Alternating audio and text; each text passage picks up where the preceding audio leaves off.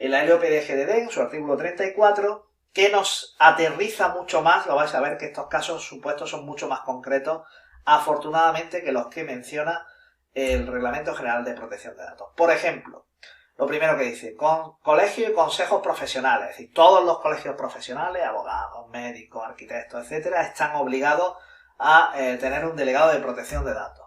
Otro supuesto, centros docentes y universidades. Cualquier centro educativo, cualquier universidad pública o privada está obligado a tener un delegado de protección de datos.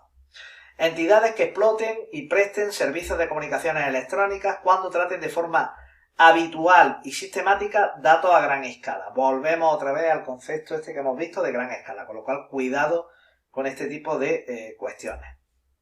Prestadores de servicios de la información cuando elaboren a gran escala perfiles de los usuarios del servicio. Si mal no recuerdo, una de las sanciones que hay impuestas por no tener delegado de protección de datos se basa en esto. Es decir, pues, una entidad que manejaba datos de, me parece que era, si no recuerdo, 3 o 4 millones de personas, y sobre todo, primero, un volumen considerable, está claro, pero ya no solamente era el volumen de personas, sino que elaboraban perfiles de esos usuarios, con lo cual se reunían estos dos requisitos y por eso se le impuso la sanción correspondiente por no haber nombrado en su día al delegado de protección de datos. Las entidades de crédito están obligadas a nombrar un delegado de protección de datos, los establecimientos financieros de crédito, las entidades aseguradoras y reaseguradoras.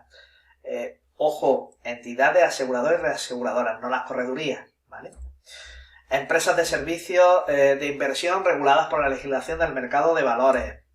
Los distribuidores y comercializadores, lo diré bien, de energía eléctrica y gas natural.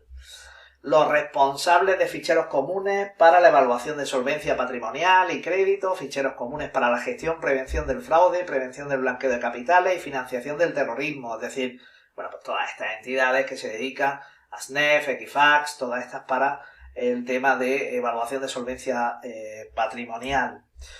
Actividades de publicidad, aquellos que realicen actividades de publicidad y prospección comercial, incluyendo investigación comercial y de mercados, cuando lleven a cabo tratamientos basados en preferencias de los afectados y realicen actividades que impliquen elaboración de perfiles.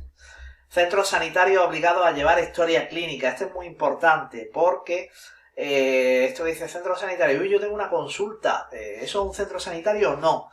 Claro, para saber si estamos incluidos dentro de esa definición de centro sanitario, tenemos que acudir a una legislación complementaria que está ahí mencionada.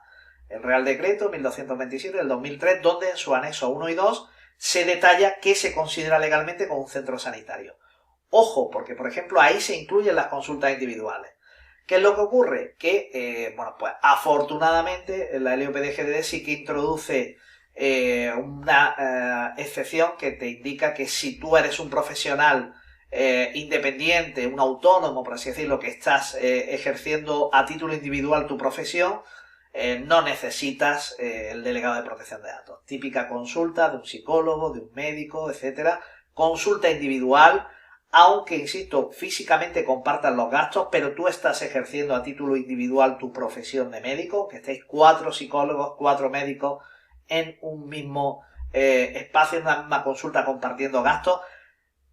Si lo hacéis de forma individual, no hay ningún tipo de problema y no necesitáis delegado de protección de datos. Pero ojo al supuesto en el que, por ejemplo, constituís una SL o constituís una comunidad de bienes o algún otro tipo de fórmula asociativa para compartir esos gastos y también esos ingresos. Es decir, pues a partir de ese momento empezáis a facturar a los pacientes desde un CIF común, ¿vale? Ahí ya no estaríais ejerciendo vuestra profesión a título individual, sino que lo haríais para esa persona jurídica y por lo tanto ahí sí se requeriría un delegado de protección de datos. Por supuesto hospitales, por supuesto clínicas, etcétera, ¿vale? Todo eso ya sí que no entrarían dentro de esta excepción porque normalmente eso se ejerce, es decir, no hay un tratamiento masivo de datos y por lo tanto datos de categoría especial y no se aplica esta excepción del ejercicio individual de la profesión, ¿vale?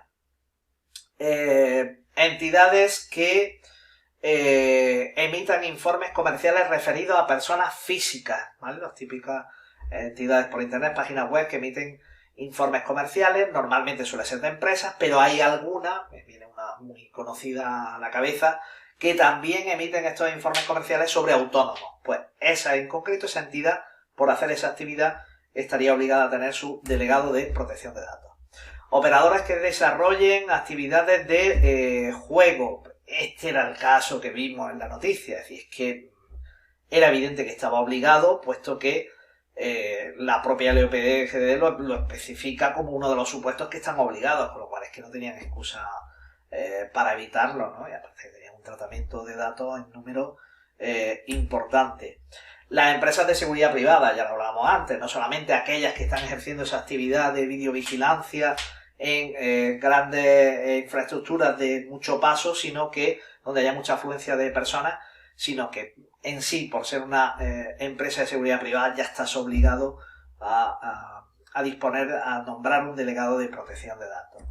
Y por último, las federaciones deportivas cuando traten datos de menores de edad, que en este caso serán pues todas las federaciones prácticamente deportivas, porque en las categorías inferiores todas las federaciones acaban tratando datos de menores de edad, ¿vale?